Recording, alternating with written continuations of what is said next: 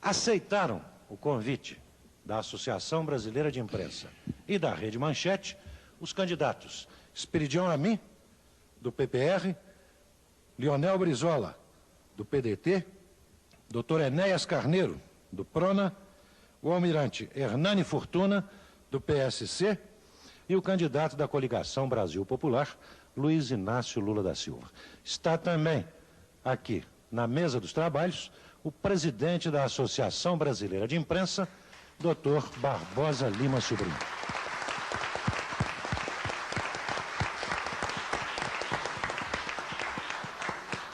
A pergunta agora é do vice-presidente da Associação dos Correspondentes Estrangeiros, o jornalista Ricardo Soca. Eu gostaria de perguntar ao candidato Enéas Carneiro de que maneira pretende resolver o problema da miséria no Brasil. E caso o seu programa inclua a criação de empregos, de que maneira criar empregos? Muito obrigado, senhor, pela pergunta. O modelo produtivo do Brasil é extremamente retrógrado. É fundamental para que se possa fazer distribuição de renda que o Estado atue onde pode e deve atuar. Quando eu olho para um produto, qualquer que seja, o preço dele depende de um conjunto de parcelas. Nessas parcelas são incluídos os salários, o lucro do empresário, os aluguéis, os tributos, as taxas de juros e outros fatores. O Estado tem o direito e o dever de intervir em dois desses elementos, que são a taxa de juros e a tributação. No Brasil, nós vivemos com esses dois elementos no pico, lá em cima. A tributação é absurda. Quando qualquer pessoa compra 1 quilo de feijão, mais da metade do preço, um montante que é superior à metade corresponde a impostos. Por outro lado, as taxas de juros nossas são extorsivas, juros reais. Haja vista o que ocorreu agora na implantação desse plano e ninguém comenta. Não sei se por ignorância ou por alguma razão específica. Quando o plano foi implantado, chamado Plano Real, a taxa de juros foi de 8% ao mês, o que representou um desvio de verba do setor produtivo, de todos os que produzem para especulação. 8% sobre 57 bilhões de dólares, valor da dívida ativa, isso deu mais de 4 bilhões de dólares em um mês. Só se pode pensar em distribuição de renda, quer dizer, acabar com a miséria, primeiro, se mudar o modelo produtivo, se mexer nessa maneira de fazer preços. Enquanto não se mexer nisso, qualquer plano é fadado ao insucesso. É evidente que, atuando nesses fatores, o Estado pode fazê-lo, poder-se-á imediatamente investir em produção, aumentando a produção. Aí sim a inflação cai. Mas não cai artificialmente por 1, 2 meses até a eleição, mas cai depois. Cai consideravelmente. Caindo a inflação, aí sim, o empresário pode produzir mais. Ele ganha menos, o markup diminui, quer dizer, a taxa de lucro dele, o que ele ganha no produto, mas ele vende mais. Aí o mercado se aquece, e aí sim pode-se pensar em distribuição de renda, com investimento no campo, lá na agricultura, com investimento na indústria, ou seja, querendo riqueza de fato. E o que é riqueza de fato? Não é papel. Riqueza de fato não é papel pintado, não é dólar. Riqueza de fato é indústria, é agricultura, é inteligência, é trabalho. Isso que deve ser o modelo para ver distribuição de renda. Muito obrigado. Eu lembro ao telespectador que o próximo bloco conterá perguntas de candidatos para candidatos. E vamos agora a uma indagação do jornalista Teodomiro Braga, do Jornal do Brasil. A minha pergunta é para o candidato Enéas Carneiro. Essa figura exótica que aparece na vida política do país de 4 em 4 anos como um meteoro eleitoral. Enéas, o senhor tem defendido posições autoritárias como o centralismo e o Estado forte. O senhor tem demonstrado preconceito contra os que não têm diploma, contra os que não têm curso superior, como mostrou no debate passado ao atacar Lula por não ter curso superior. O senhor tem defendido posições ultranacionalistas. O senhor grita como um alucinado. Diante disso tudo, eu pergunto, o senhor é fascista? Meu nome é Teodomiro Braga. Peço ao auditório que não se manifeste. Posso começar a responder? Por favor, doutor Enéas. Bom, vou marcar o tempo e eu tenho obediência rígida ao tempo. O senhor foi extremamente infeliz. Aliás, isso é próprio do que o senhor escreve. E agora o senhor me permite, eu só falo. Eu ouvi com atenção. Primeiro, Eu não ofendi o candidato PT, nem tenho nenhum preconceito. Eu tenho um conceito. O problema é de preparo seu para se exprimir. Eu tenho... Um minutinho, por favor. Um minutinho, por favor. Fascista. O senhor não tem direito de me interromper, senão eu paro e me retiro do ambiente. Vamos respeitar as regras. Não há réplica neste momento do debate, meu caro Teodomiro. Obedeça a regra como eu também. Isso é disciplina o nome disso. Muito bem. Eu vou obedecer as regras para as quais eu fui convidado aqui. E eu peço que o senhor retire segundos que perdi aqui na discussão. Então, eu não ofendi em nenhum momento. Eu não tenho nenhuma forma de preconceito. Nenhuma forma. Eu tenho um conceito estabelecido. Para se dirigir um país, para se ter sob o seu comando a direção de uma nação continental como o Brasil, é fundamental que se tenha preparo. Não há nenhum preconceito quanto a isso. E o senhor candidato aqui presente, que poderá à frente defender-se, não detém escolaridade, e eu disse isso a ele, com respeito, não o ataquei, não detém o volume de informações, o acervo de informações que é necessário para conduzir os destinos da nação. Foi isso que eu disse. O segundo ponto agora, isso eu estarei disposto aqui, se houver condição de discutir com ele, em questão aberta. Agora, o outro ponto, o senhor diz que eu sou autoritário. Eu detesto esta situação em que a nação brasileira se encontra, de absoluta desordem, em que não se respeita a coisa nenhuma, em que os senhores da imprensa têm o poder total, como o senhor acabou de mostrar agora, me interrompendo, em que os valores cívicos estão sendo todos lançados no ralo, em que não há mais na nação nenhum sentimento de respeito à família, porque no horário nobre passam-se cenas de lascívia, de sexo quase explícito, com a conivência dos diretores, e ninguém se preocupa em perguntar para um pai de família se ele gosta disso. Isso é liberdade absoluta. Então é contra tudo isso que eu ponho o meu discurso, a minha alocução. Quando o senhor me ofendeu agora, o senhor disse que eu sou exótico, se eu tenho barba é um problema meu, o senhor não tem nada a ver com isso. A sua visão de exótico...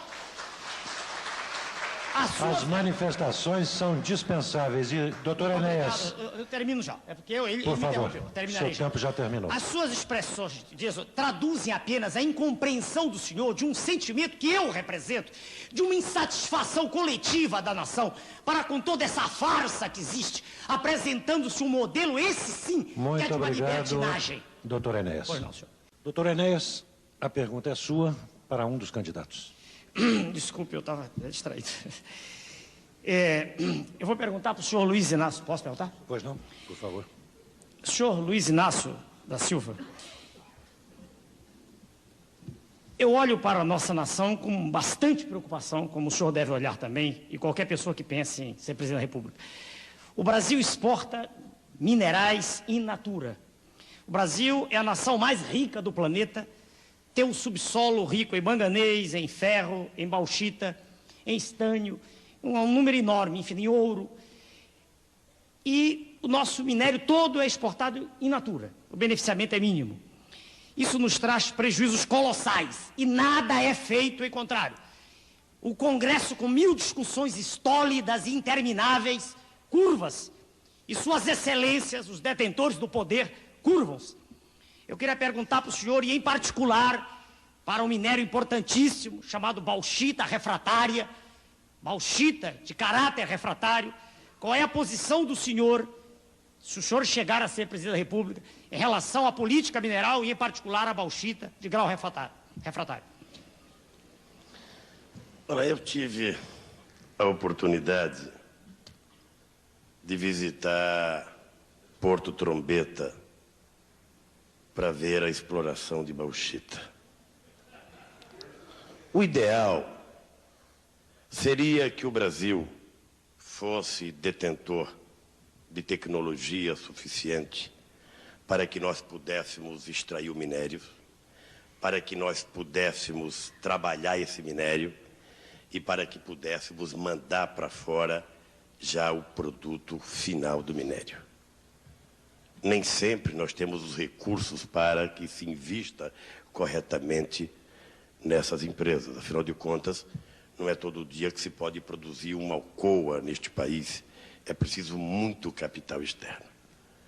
Eu acho que nós precisamos ter nos minérios uma das fontes de divisa do nosso país, uma das fontes de riquezas mais importantes para nós, e por isso nós precisamos trabalhar a questão mineral com um carinho todo especial, imaginando que a maioria desses minérios não são renováveis, que, portanto, a hora que você tirou ali não vai nascer mais bauxita, não vai nascer mais manganês, não vai nascer, sabe, mais nenhum tipo de minério, e que, portanto, nós precisamos aproveitar esse momento e tentar valorizar para ganharmos o necessário para desenvolver o nosso país.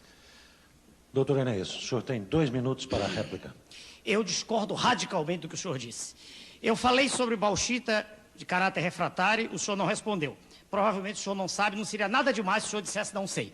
Porque eu também não sei tudo e nunca disse que sabia. O senhor não sabe e não disse. A bauxita, um minutinho, senhores, por favor, a bauxita de grau refratário, de caráter refratário, ela tem impurezas em nível muito menor do que a bauxita que o senhor conhece. Ela tem óxido de silício, óxido de titânio em quantidade mínima. Só 4 países do planeta detêm bauxita refratária. São a China, o Brasil, a Guiana e Suriname. Não há cotação no mercado para a bauxita refratária. O processo de transformação, de obtenção de alumínio é barato, senhor. Basta a calcinação da bauxita refratária. De forma que é antinacional, é política de entrega do patrimônio nacional dizer-se que nós precisamos de divisas. Porque se nós trabalharmos com a bauxita refratária e nós a transformarmos em alumínio, nós trabalharemos não com esse valor ínfimo que ela tem no mercado internacional, e sim com valor considerável. Basta lembrarmos que nós exportamos 50 mil toneladas desse minério e ganhamos pouco mais de alguns milhões de dólares. De forma que é uma política antinacional, por excelência, essa que o senhor propõe. Candidato Luiz Inácio da Silva tem 1 minuto para a tréplica. Bom, primeiro, eu estranharia muito se houvesse concordância entre o candidato e eu. Até porque ele achou muito ruim de ser chamado de exótico, mas não achou ruim de ser chamado de fascista.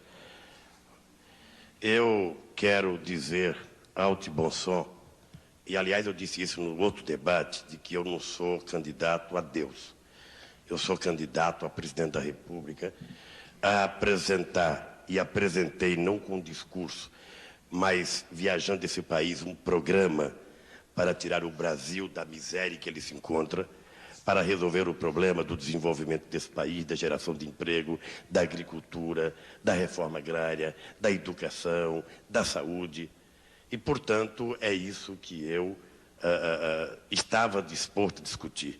Quando eu falei dos nossos minérios, até porque não sou nenhum geólogo, né? Se fosse assim, eu ia trazer o professor Aziz Abissaber, presidente da CNBB, para sentar no meu lugar, para saber cada nuance, cada vírgula de cada minério. O que eu tenho é uma política mineral para esse país, de que nós queremos explorar isso com um carinho todo especial e fazer disso uma coisa para a manutenção cada vez mais da nossa soberania. Muito obrigado ao candidato Luiz Inácio da Silva. Nós estamos sentindo que a temperatura está subindo no debate. No próximo bloco, os candidatos continuarão... O senhor está me tirando.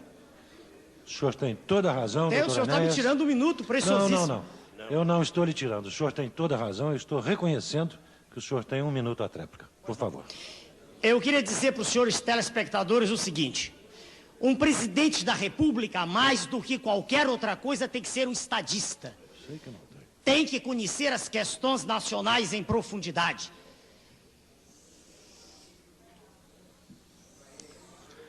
Não basta andar pelo Brasil... Doutor Enéas, nós não devemos persistir no erro quando erramos. Eu errei.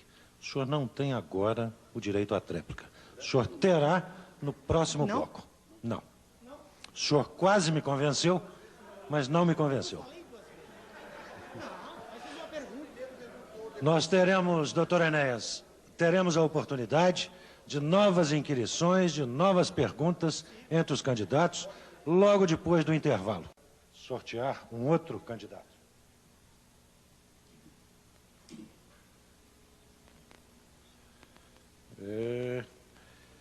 Doutor Enéas, é a sua vez. Se estivesse presente, Sua Excelência, o ex-ministro, eu faria a ele a pergunta. Como ele não está, em respeito à sua ausência, eu faço a pergunta à Sua Excelência, o governador Leonel Brizola. Governador, é notória para qualquer pessoa lúcida a falha colossal que está sendo imposta à nação com esse plano que aí está. É notória. Carece de qualquer discussão, uma vez que a única âncora que tem esse plano é a diminuição do salário. Não há, aliás, eu até discordo, quando o senhor citou há pouco o plano cruzado. No plano cruzado não houve, naquele primeiro momento, compressão salarial. E agora pior ainda, agora há compressão de salários. Aliás, é a única coisa em que o plano se segura. Ele quer deter o consumo, ele quer restringir o consumo, ele quer apertar a capacidade de consumir. Eu pergunto para o senhor, admitindo que o senhor chegue à presidência da República, que providências o senhor tomará, em estando ainda, como deve estar, o plano? Respondo com prazer esse questionamento. Penso que o novo presidente, se for a vontade do povo brasileiro, que essa responsabilidade caia sobre os meus ombros, tem que fazer uma avaliação do estrago que esta intervenção gigantesca na economia fez na vida econômica do país.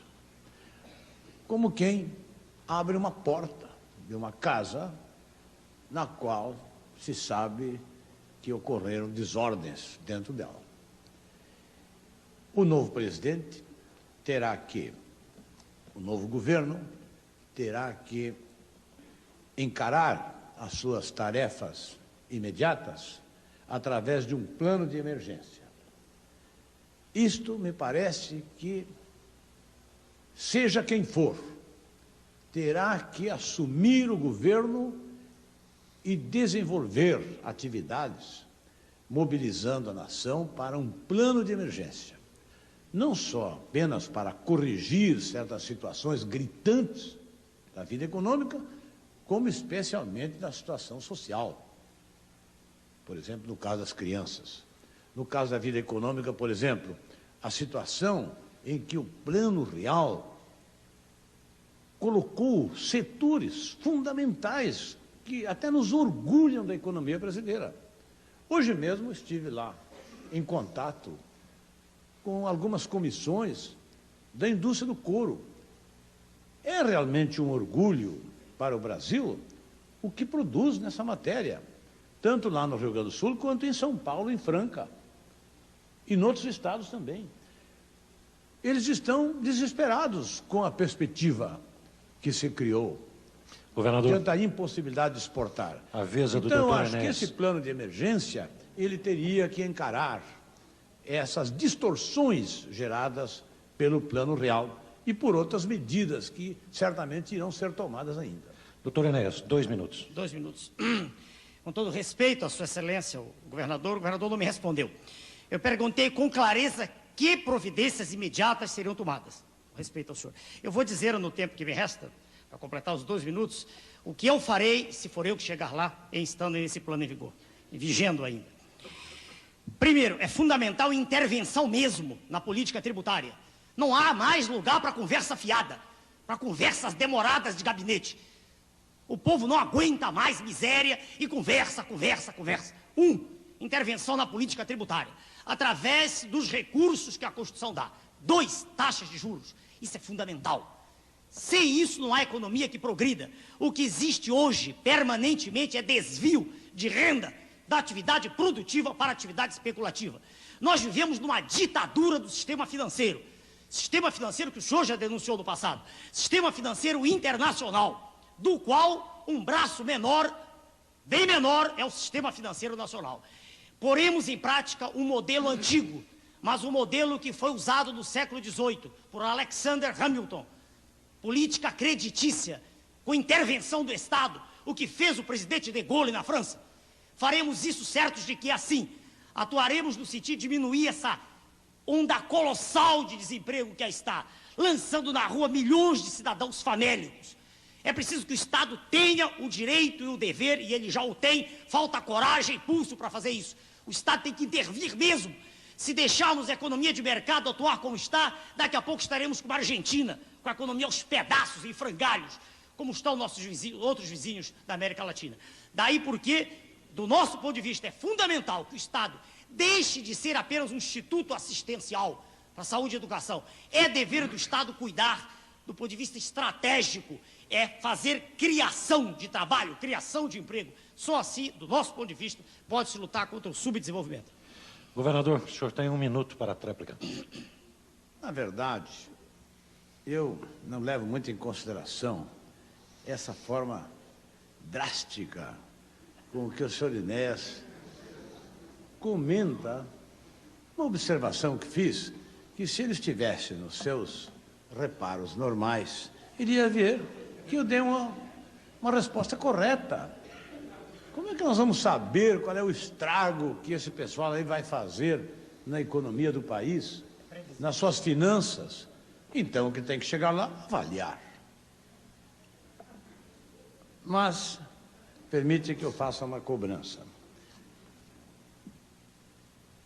Eu até gostaria de dizer que se devia ser até uma pergunta, mas vá lá. Quero fazer o registro. O senhor terá a oportunidade O ainda. Bruna pede 170 milhões de dólares, de reais.